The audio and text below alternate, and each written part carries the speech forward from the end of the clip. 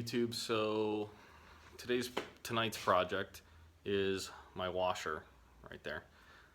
It is making a horrible noise on the spin cycle, and from my limited YouTube research, it kind of sounds like maybe it's the motor bearings, or more likely I think a spring broke.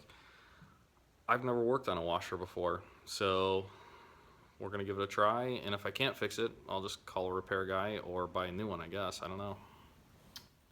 Alright YouTube, I have my Amana washer torn apart. It was making a horrible noise, and I took the whole basket thing out and all that, and I couldn't find anything wrong. Then when I took the belt cover off, I discovered a nice little groove in there.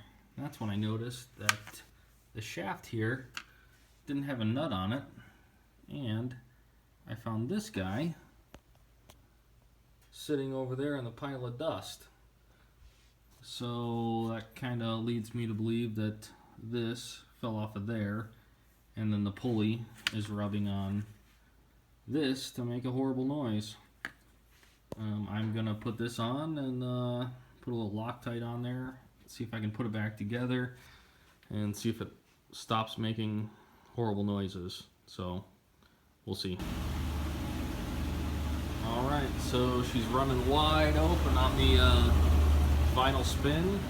No noise. This is actually the second load I've ran through it. First one went fine.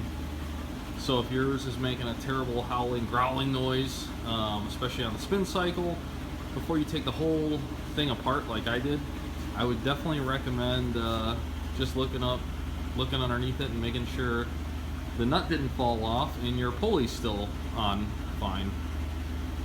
Hope this helped, and normally my other videos are about motorcycles, so if you're a subscriber, sorry. But that's how I fixed the washing machine.